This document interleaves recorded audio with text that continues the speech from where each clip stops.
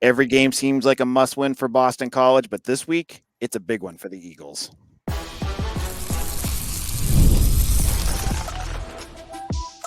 You are Locked On Boston College, your daily podcast on the Boston College Eagles. Part of the Locked On Podcast Network, your team every day.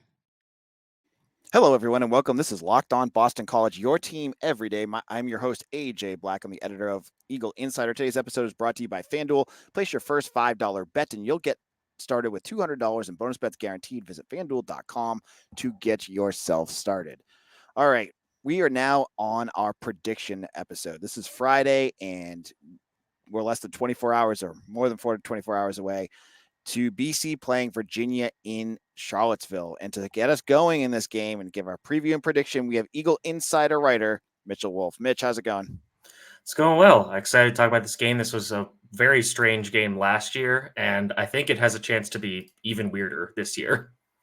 So I think we'd be remiss to not start off with the biggest news of the day, which was on Thursday afternoon. Pete Thamel, the I want to say he's the Grim Reaper of college football. He's the pipe for the smoke for the Pope, whatever that's actually called. Yeah. I don't know. I'm sure there's a technical term for it, but whatever that is. So, in previous years, because practices were closed, everyone was just kind of in the dark. This week, we knew what was basically going on, but he confirmed that Thomas Castellanos will start for Boston College. Not a big surprise since he was at practice earlier this week.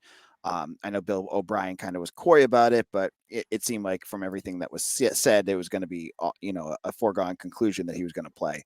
Let's just start off with that, Mitch. What does it mean to BC that he's coming back? I think it really elevates the offense. It allows you to have more designed runs. It allows you to present an extra gap for the defense to defend because they have to worry about him getting to the outside, using his speed. Castellanos had a pretty decent day rushing the ball against Virginia last year. Not one of his better games by any means, but still definitely a threat. So this is huge, and I think it will allow the rest of the offense to flourish. Ideally, BC starts faster in this game. That's something Bill O'Brien talked about a lot in multiple media opportunities since the Western Kentucky game, which BC has kind of struggled with the last 2 weeks after, being better at it in the first few games. You can, there's certain contextual factors to go with that. The monsoon against Michigan State, you have a backup quarterback against Western Kentucky. So, it's concerning now that it's 2 weeks in a row. If it happens 3, then it's very concerning. But I think that now with things kind of getting back to normal, you should see them be able to get out to a faster start with Castellanos behind center. Castellanos is such a different quarterback. I hate even using comparing what he did last year to this year. He threw for 180 something yards. He had 2 touchdowns and 2 interceptions. If I remember correctly, one bounced off of a receiver's hands. If I remember. Well, no, the one was like on 4th down, and it was kind of an arm punt, and then the other one was a really bad interception. No 2 ways about it. And then they had 2 fumbles that were, one was like Joseph Griffin just trying to fight for extra yards, and then the other one was Pat Garwo basically just got the helmet put right on the ball. So just a good play by the defender there. And so it was, again, a very strange game last year. Now, is there anything about Virginia's defense that worries you? I know when I was talking to Jackie Francelli yesterday on our Thursday show, she mentioned Cam Robinson as a pretty big name to watch for. Is anyone on Virginia's defense that you think could be problems for BC? Yeah, I like their defensive ends a lot. Cam Butler and Chico Bennett Jr. And Cam Butler missed last year's game, which was a big coup for BC. Bennett is kind of a longer, lankier passer. He plays the bandit position, which in their defense, it's kind of a stand-up rusher, but they're mostly just running a kind of a classic 4-2-5 now, as opposed to this kind of hybrid 3-3-5.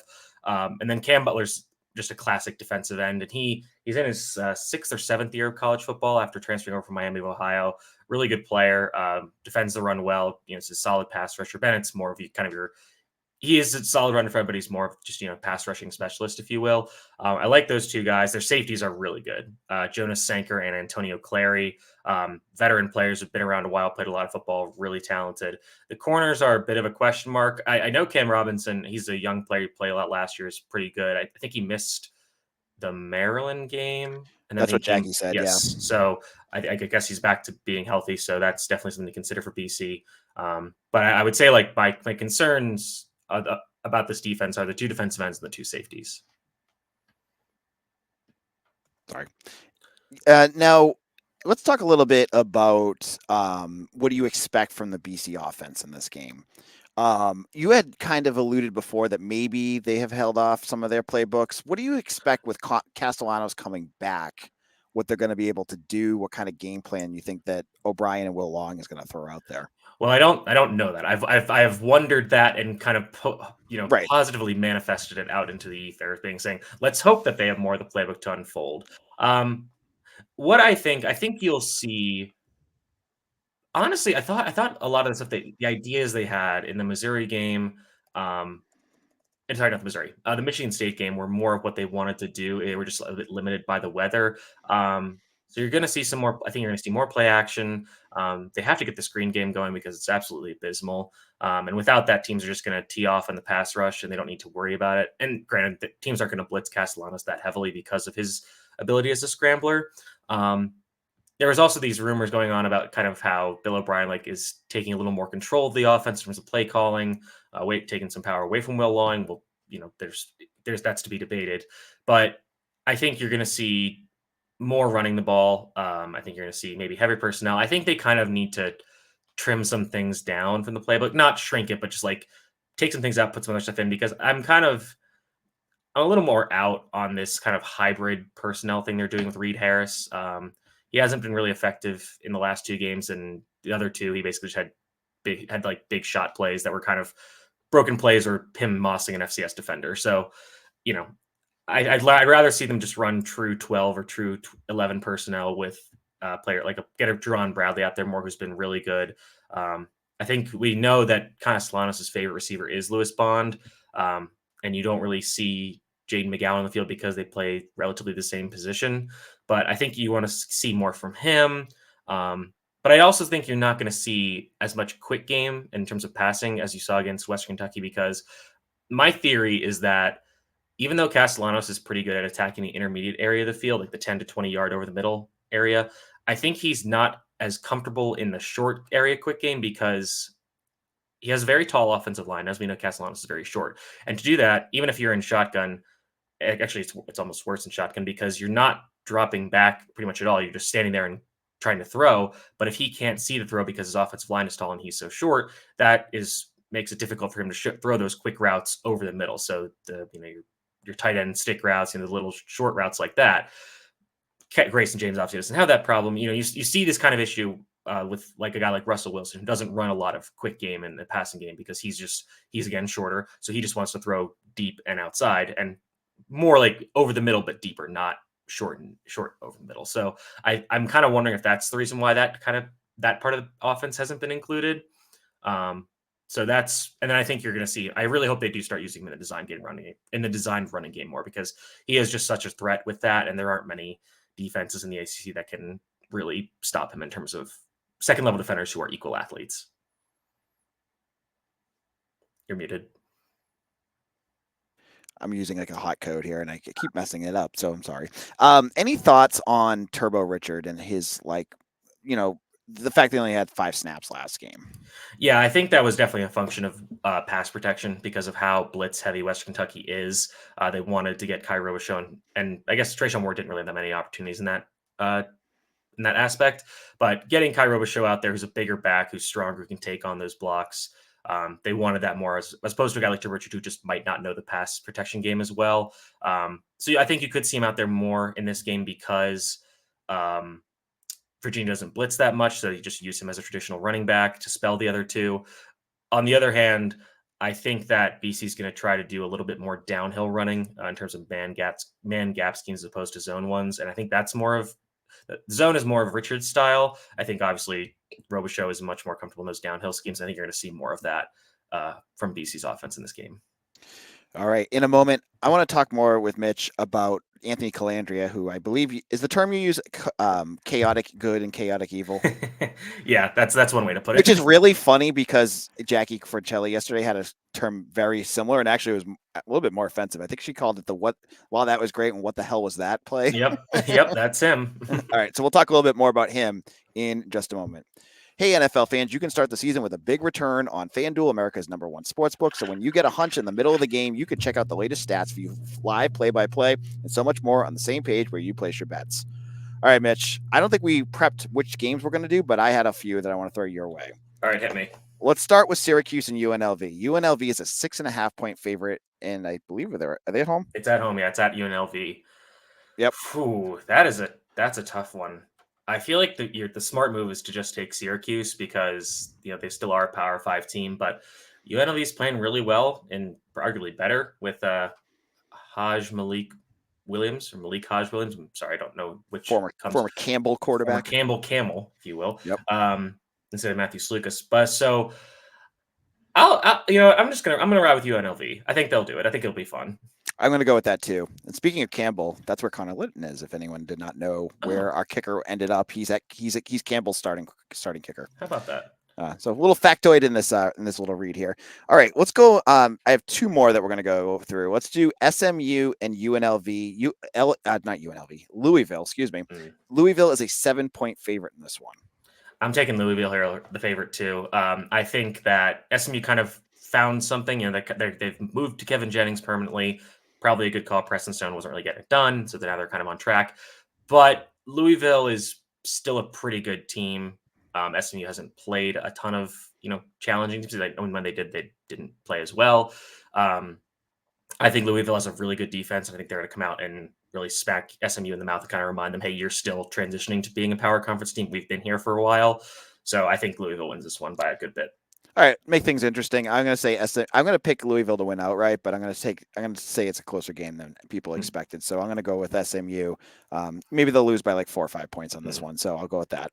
And then finally, I think what I'm going to do for our last one will be Texas A&M and Missouri. So Texas A&M is a 2.5-point favorite in this one. This one is really tough for me because I think that playing this game in College Station is a huge advantage for A&M, and their defense is playing really well. Their offense has kind of been a little inconsistent as they're kind of going through some quarterback issues.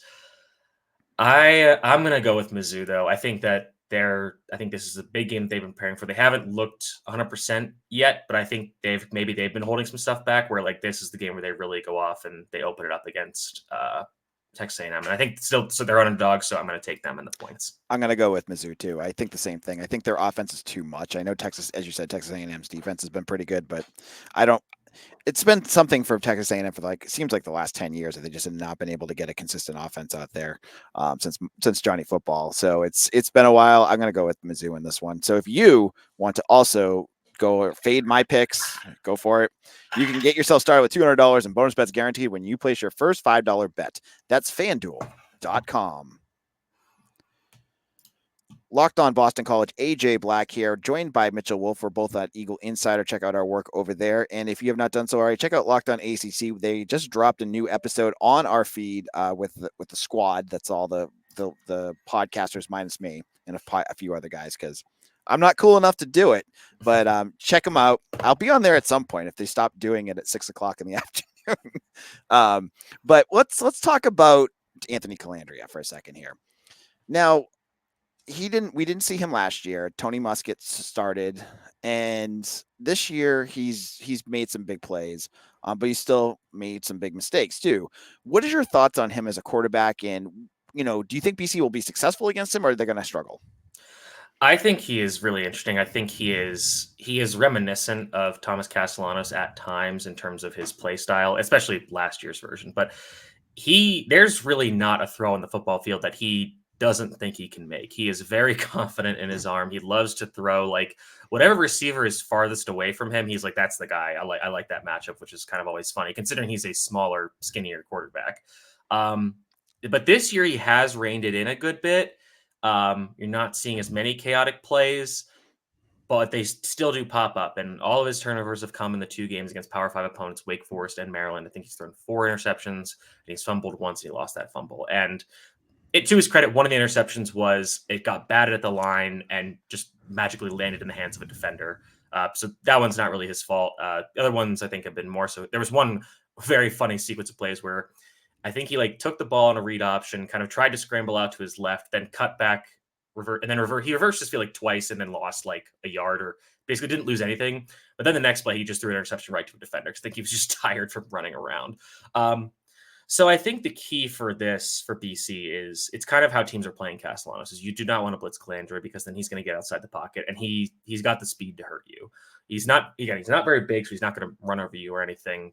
But he does get hit, he gets hit pretty hard. But I think you want to try to keep him hemmed in the pocket, make him overthink stuff, make him throw to a matchup he doesn't want as much. So I think the big key here is how are they going to cover Malachi Fields, who's their 6'4", 225-pound X receiver. And last year, he killed BC in the first half, including that controversial Hail Mary at the end of the first half. And that was because they had Amari Jackson on him. And Amari Jackson is listed at 5'11", 190 pounds-ish. He's probably a little shorter than that, if I had to guess. And that was not a good matchup. Second half, they switch Elijah Jones over to him, and Elijah Jones shuts him down. 3 targets, no catches, and Elijah Jones picks off a pass. This year, BC does not have Elijah Jones, and the other cornerback spot across from Jackson is a bit of a question mark because we've seen a few different guys there. None of them have been world beaters, really, and none of them are particularly tall. The only true corner listed on the roster listed at taller 5'11" is Ryan Turner, who hasn't played very much since transferring over from Ohio State.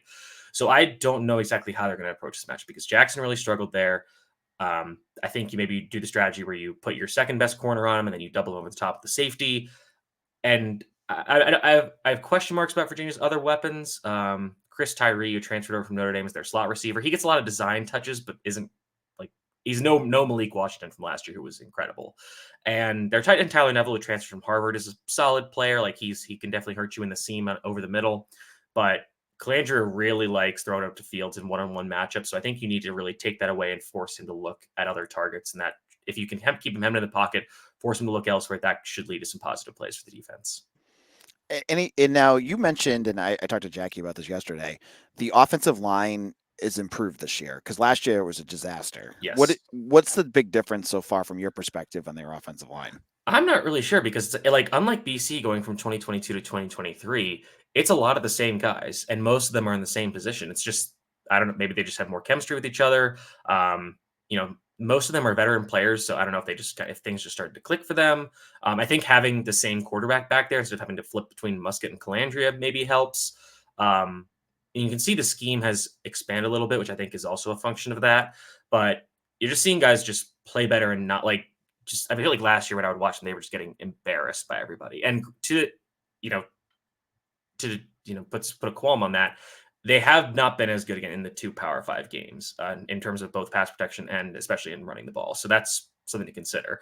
The thing for BC that's interesting is that their left tackle has been Jack Whitmer for the last few games, and it seems like their starter from last year, Mikhail Boley, is ready to go this week. So I don't know if they're going to switch out a guy who's performing decently well to put in last year's starter who was okay, again, especially because that guy's most likely going to face Donovan Azoraku for most of the game.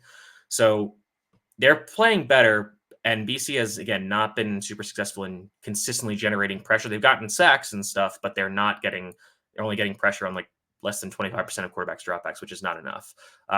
So it'll be interesting to see it's not going to be as, dynamic as last year. BC got 6 sacks or whatever, but if they can, get 2 or 3 and, again, there might not be as getting a ton of pressure on Colandria, but if they can just force him into holding the ball and making mistakes, that's really the key to this game. Do you see Donovan Azoraku having a big game again? Yeah, I mean, he should. I mean, again, the left tackle is still a question mark for this team, I would say, especially against Power 5 opponents. And I mean, hard to find a guy who's playing better than Donovan Azoraku right now. So, I think this is definitely going to be a multi-sack game for him. All right, before we get to our next read here, I wanted to ask you, do you want to retell, because it was great listening to it, the story Jeremiah Franklin told to you? Yeah. Okay. So I'll see if I can find the quote. But so in the media availability this week, Jeremiah Franklin came down and I asked him about kind of transitioning from being more of an off the ball tight end to being more of an inline tight end, because that's kind of something that's been changing from this year, and he's been pretty good in it, which was kind of surprising given how much he wasn't a great blocker to start, but he's really improved in that area. And then he kind of mentioned practicing against Donovan Azoraku and Neto Ekpala. So I followed up and asked, okay, so kind of talk about what's the hardest part about blocking Donovan Azoraku in practice. And he was kind of just oh man, it's just, I mean, he basically said everything. It's short of, it's everything short of, it's a nightmare. And I'm trying to find the quote of his answer. Here we go. So the quote is, the hardest part about blocking Donovan is probably the pre-snap part. He's so smart, he knows what you're about to do. Every time you go down, he'll call out your play. You're just thinking to yourself, oh man, he knows what I'm about to. How am I supposed to beat him? It's not like you're going to trick him because he knows what it is. Then you try to get down. He's so explosive and strong at that point. Not only does he know what he's doing, he's a freak athlete and he has great instincts. At that point, you just got to trust your technique, trust what your coaches are telling you, and hope you've got help coming. It's hard to get him with just one person. Honestly, I just pray that I get some help, which I was like, that's fantastic. So basically his answer was, if you want to block down an Azoraku, just pray. That's it. I thought that was a great answer. Yeah, sometimes you get like a good nugget from a press conference. You just have to share it with people. And that was one that I was like, that was awesome. All right, we'll be back in just a moment. Now, if you know me, folks, you love going to theater, sports, comedy, all that good stuff. And when I go, I love to use Game Time. And they now have a new feature called Game Time Picks. They help getting tickets faster and easier. It gets rid of all the fluff and all the tickets that you don't want and gets you right to the ones that you are going to want to get to. And what I love about those with Game Time is two things. First of all in ticket prices. If they have all in ticket prices for the event you're going to, there's no surprises. Sometimes you use those other sites. You click to get to your cart and there's like, you're doubling up what you're paying. With all in prices, you know exactly what it is. Also, Seat Finder. That's amazing too. You always want to know where you're going to sit and what you're getting with your tickets. So download the Game Time app, create an account, and use code LOCKEDONCollege for $20 off your first purchase. Terms apply. Again, create an account and redeem code LOCKEDONCOLLEGE for $20 off. Download Game Time today. What time is it? It's game time. Locked On Boston College, AJ Black here, wrapping things up with Mitchell Wolf. Just as a reminder, on Saturday after the game, I'm going to probably go to the virtual press conference with Bill O'Brien after the game, and then I'm going to go live right after that. So you'll have a postcast. Make sure you follow Locked On Boston Postcast. It's the only way you're going to find it. If you look up Boston College Locked On and you find another episode, you can find the page. It's a little weird to find, but if you can find it, hit the subscribe button on the bell. You'll know when I go live. Then on Monday, we'll have Mitch back on, and he'll give his perspective of the game. So we got a lot of options here. So you get two different perspectives on the matchup. Now let's do some prediction time here. Now it's Mitch's turn to give a prediction. I gave mine with Jackie, I think yesterday on her podcast, but if I didn't do it on ours, so you'll have to wait for me for a minute. But Mitch, what are you predicting for this? I think BC wins this one because I think that when we've seen Virginia play Power 5 teams this year, they have not been anywhere near as good. They beat Wake Forest by 1. They needed to come back. Wake Forest is not a very good team. They just lost to Louisiana, who's a Sun Belt team who used to be really good, and now they're kind of just a good Group of 5 team. We saw them lose pretty strongly to Maryland, get beaten pretty handily by Maryland, who lost to Michigan State at home, who BC beat at home. So transitive property tells us that BC should win this game. You hope that Thomas Castellanos coming back should be a huge catalyst for this offense. You hope that the defense starts faster as well. You want them to not give up, so much yardage and points in the first half. But again, I think they were, with how they've buckled down the second half of all these games, you kind of just hope you basically just, do a delaying action. Just, then again, we've talked about it a ton. Bend, don't break. Don't let them get too much. But if you can keep it close and then buckle down the second half, you can find ways to win games. One of the big concerns for me with this game is punting and field position, because as we know, BC has had issues with punting, and Virginia has a very good punter by the name of Daniel Sparks, who is averaging 47.4 yards per punt and 45.1 net yards per punt. So that includes returns and such. So that could be a huge deal if BC is starting, inside their own 20 in every drive, and Virginia is starting at the 30 or the 35 every drive. That's going to be a major factor in this game. I still think BC wins, so I'm going to go 28-24. I think you'll see BC. I think this will be like a closer first half, maybe like a 14-14 at the half. And then, BC starts to pull away, and probably a big turnover by Anthony Colandria allows them to get some points off that turnover and hold out for the win. So I think, again, Mitch and I are in similar boats here. I think BC is going to have one of those games where they are able to just string together some long drives. And I think, and I hope that the BC defense, this is a game that against a quarterback that I think is kind of set up well for BC to make some plays. I'm expecting, again, some turnovers, as you said. I think if I was Tim Lewis, I'm expecting him. Colandria either is going to try to force things down the field, and I think BC will have it covered up, or they're going to do what they did to Western Kentucky, which is try to force them to march down the field. And unlike the Western Kentucky quarterback that first half, I feel like Colandria is much more apt to make some mistakes, which I think will be helpful for BC. So almost like Aiden Childs kind of things where you see him, he was kind of screwing up here and there. I kind of think the same thing could happen with Colandria. I'm going to go with Boston College 28-21. I when I was talking to Jackie too, I also mentioned the punting as an issue. Not sure what's going on there. It was better last week, but that I'm still worried that's going to come back and bite them, and this could be a game where that happens. But I still think BC is going to win this. Any last thoughts on this game, Mitch? I think the point about comparing this West Kentucky is interesting, and Michigan State to an extent, because Virginia's offense, as I wrote about in match report, it's the exact opposite of their basketball team because it's all 3-pointers and like layups or dunks. It's either we're chucking it deep or we're throwing a screen and it's a check down basically. So I do think BC is going to want to force those check downs and rally and tackle, but I think Colandria is kind of gonna damn the torpedoes and just start chucking it, and that could end up with some turnovers for BC.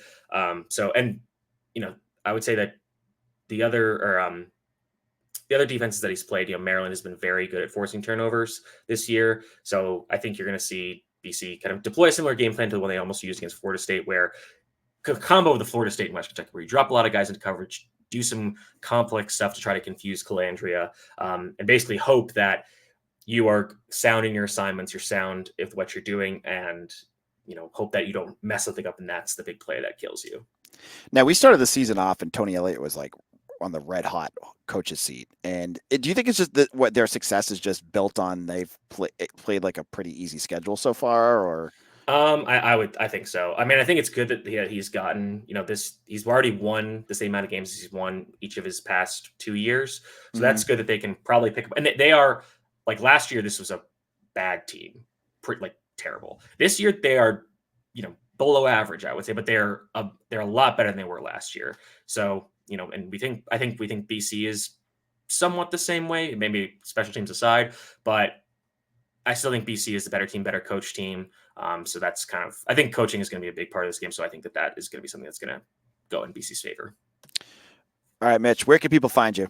You can find me at Mitchell T. Wolfe, WOLFE on Twitter. You can check out our work at Eagle Insider. We have the matchup report for Virginia, which has a lot of interesting statistical information, stuff like that. Then we'll have the 3-weekly preview with some other matchups to look at, some keys to victory, and the predictions. Very weird spread on this game and like the numbers, because BC is the underdog by 1.5 points, but their team total is 1 point higher than Virginia's. So it's kind of BC is 27.5, Virginia is 26.5. So it's a very weird game to bet. They're juicing the heck out of the Virginia number at -1.5. So luckily I got in on BC at the plus money line before it was official that Castellanos was playing. So BC wins. I should be looking at a nice little payday there, which is great. All right. And you guys can follow me at AJBlack247. Again, follow the Locked On Boston Postcast. If you're listening to this for the first time, subscribe to both channels. It doesn't cost you anything. I hope to see you guys there. Again, I will be live after the game tomorrow, after the press conference. So about a half hour after the game. And I'll be going live with my thoughts and analysis of the game. And we'll be back with Mitch for Monday's episode here on Locked On Boston College. Your team every day.